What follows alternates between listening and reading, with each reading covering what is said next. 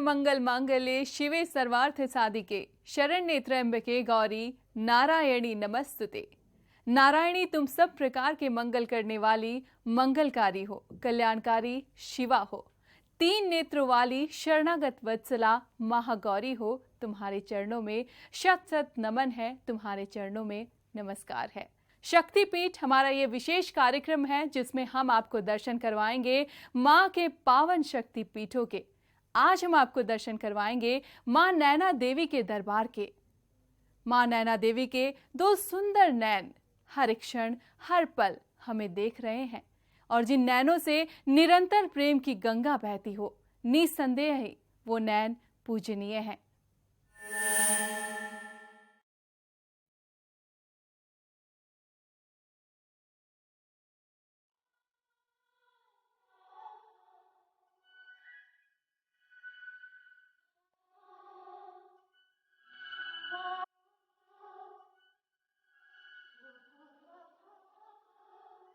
सैलानियों के आनंद और श्रद्धालुओं की आस्था का केंद्र हिमाचल प्रदेश। यह संगम इस राज्य के करीब करीब हर जिले में देखने को मिल जाता है। इन्हीं में से एक है बिलासपुर जिला, जहां एक पहाड़ी के शिखर पर स्थित है मां नैना देवी का मंदिर। यह शिवालिक श्रेणी की पहाड़ियों पर स्थित एक भव्य मंदिर है। नैना देवी हिंदुओं के पवित्र तीर्थ स्थलों में से एक है। मान्यता है कि इस स्थान पर देवी सती के नेत्र गिरे थे। नैना देवी मंदिर शक्ति पीठ मंदिरों में से एक है। पूरे भारतवर्ष में कुल 51 शक्ति पीठ हैं। इनकी उत्पत्ति कथा एक ही है। ये सभी मंदिर शिव और शक्ति से जुड़े हुए हैं। धार्मिक ग्रंथों के अनुसार इन सभी स्थलों पर देवी के अंग गिरे थे।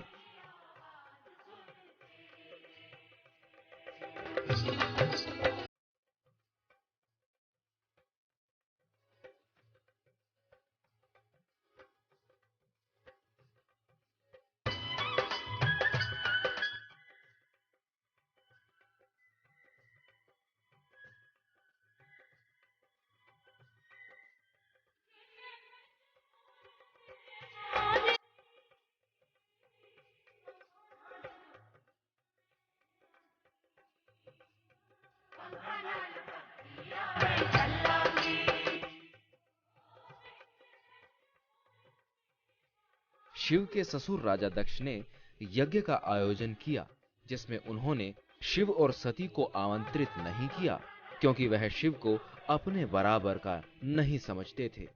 यह बात सती को काफी बुरी लगी और वह बिना बुलाए यज्ञ में पहुंच गई। यज्ञ स्थल पर शिव का काफी अपमान किया गया, जिसे सती सहन ना कर सकी और वह हवन कुंड में कूद गई।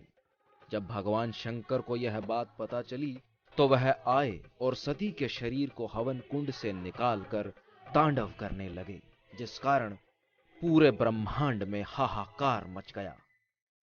पूरे ब्रह्मांड को इस संकट से बचाने के लिए भगवान विष्णु ने सती के शरीर को अपने सुदर्शन चक्र से 51 भागों में बांट दिया। जो अंग जहां पर गिरा वह शक्ति पीठ बन गया।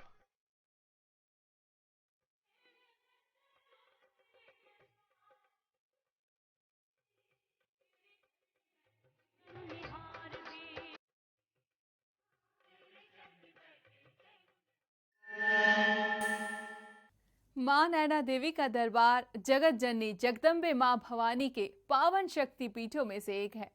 जो एक बार माँ के दरबार पहुंच गया, हमेशा के लिए माँ की कृपा दृष्टि उस पर बनी रहती है और भक्त भी दौड़े चले आते हैं माँ के दरबार में।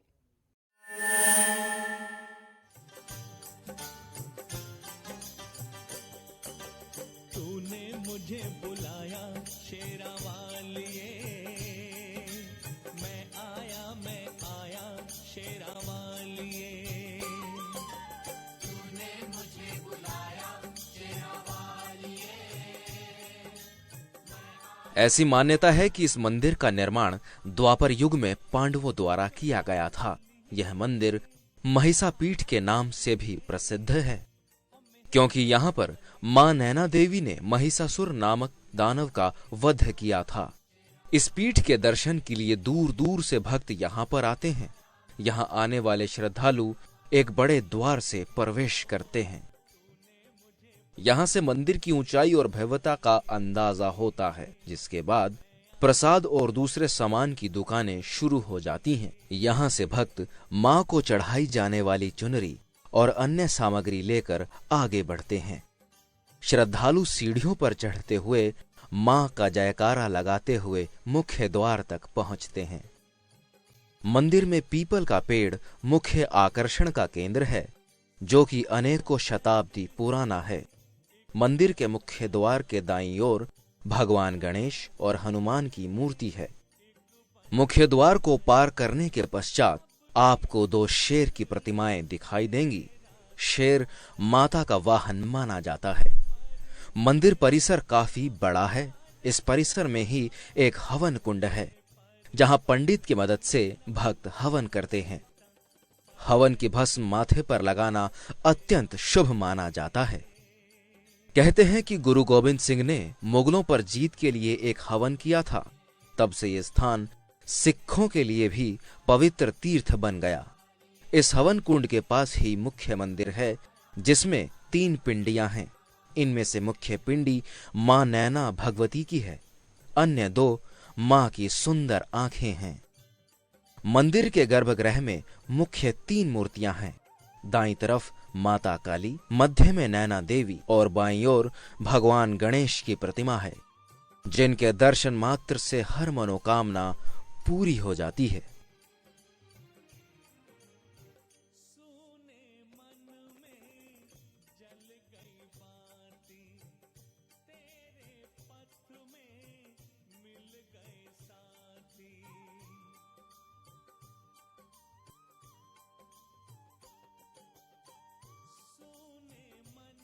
पास में ही पवित्र जल का तालाब है, जो मंदिर से कुछ ही दूरी पर स्थित है।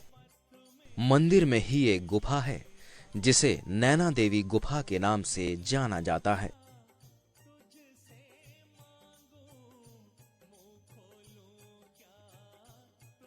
पहले मंदिर तक पहुंचने के लिए करीब 1.25 किलोमीटर की पैदल यात्रा की जाती थी, लेकिन अब मंदिर प्रशासन द्वारा मंदिर तक पहुंचने के लिए उड़न खटोले का प्रबंध किया गया है। मुझे बुलाया शेरावालिए।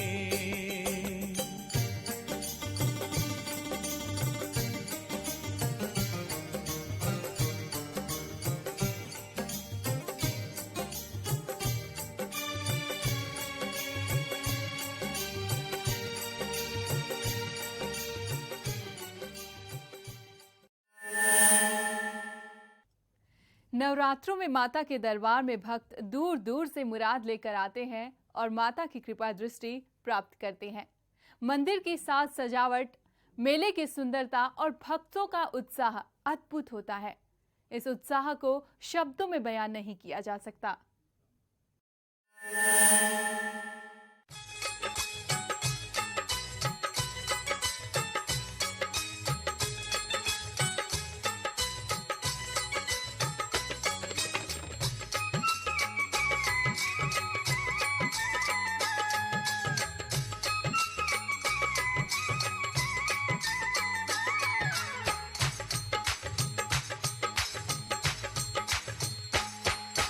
आ गए मैया जी तेरे नाम के पुजारी। यह स्थान नेशनल हाईवे नंबर 21 से जुड़ा है। इस स्थान तक पर्यटक अपने निजी वाहनों से भी आ सकते हैं। मंदिर तक जाने के लिए उड़न खटोले एवं पालकी आदि की भी व्यवस्था है। यह स्थान समुद्र तल से 11,000 मीटर की ऊंचाई पर स्थित है।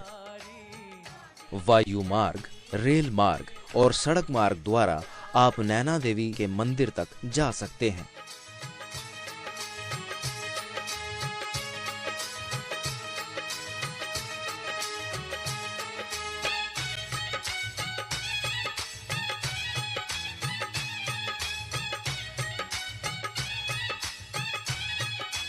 हवाई जहाज से जाने वाले पर्यटक चंडीगढ़ तक वायु मार्ग से जा सकते हैं। इसके बाद बस या कार की सुविधा भी ले सकते हैं। दूसरा नजदीकी हवाई अड्डा अमृतसर में है। नैना देवी जाने के लिए पर्यटक चंडीगढ़ और पालमपुर तक रेल सुविधा ले सकते हैं। इसके पश्चात बस, कार व अन्य वाहनों से मंदिर तक पहुंचा जा सकता है। चंडीगढ़ देश के सभी प्रमुख शहरों से सड़क मार्ग से जुड़ा हुआ है। नैना देवी दिल्ली से 350 किलोमीटर की दूरी पर स्थित है। दिल्ली से करनाल, चंडीगढ़, रोपड़ होते हुए पर्यटक नैना देवी पहुंच सकते हैं। सड़क मार्ग सभी सुविधाओं से युक्त है। रास्ते में काफी सारे होटल हैं जहां पर विश्राम किया जा सकता है। सड़कें पक्की बनी हुई हैं। यहां पर बहुत प्राचीन गुफा है। ये गुफा कब से है इसका इतिहास नहीं है, लेकिन स्वामी श्री कृष्णानंद जी ने इस गुफा में अपना निवास स्थान बनाया है। तभी से इस गुफा के महत्व और शोभा में वृद्धि हुई है। मंदिर में दर्शन के साथ साथ इस गुफा दर्शन ने भी इस तीर्थ को महत्वपूर्ण बना दिया है।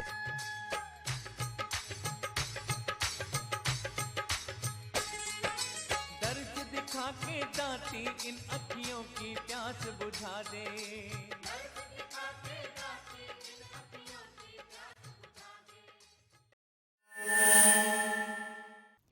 जो भी भक्त माता के दरबार पहुंचता है, मां की कृपा दृष्टि उस पर सदा सदा के लिए बनी रहती है। वायु, रेल और सड़क मार्ग द्वारा आप मां के दरबार पहुंच सकते हैं। नीचे से अवलोकन करने पर मंदिर गगन स्पर्शी प्रतीत होता है। ऊंची ऊंची पहाड़ियां, भक्तगणों का उत्साह, मानो आप साक्षात स्वर्ग में पहुंच गए हो। मन माता के चरणों में मंत्र मुग्ध हो उठता है। आज के हमारे इस खास कार्यक्रम में हमने आपको दर्शन करवाए मां नैना देवी के। कल मां के एक और शक्तिपीठ के साथ हम आपसे मिलेंगे। अगली मुलाकात तक आप बंधे रहिए इसी विश्वास से। जय माता दी।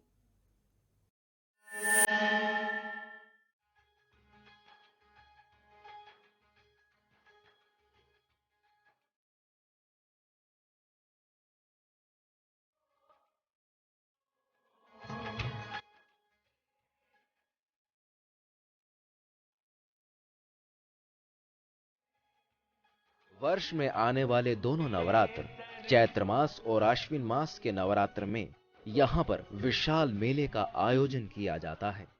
देश के कोने कोने से श्रद्धालु यहाँ आकर माता नैना देवी की कृपा प्राप्त करते हैं।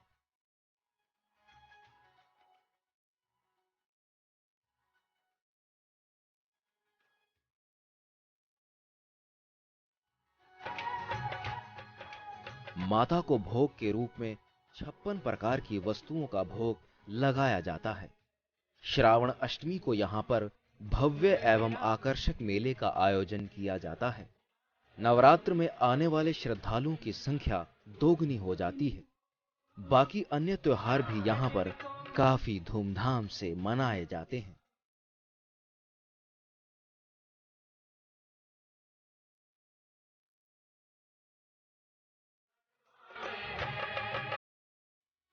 मां नैना देवी की प्रथम आरती, जिसे हम मंगल आरती के नाम से पुकारते हैं, इसका समय 4 बजे से 4:15 बजे तक होता है, जिसमें मेवे का भोग लगता है।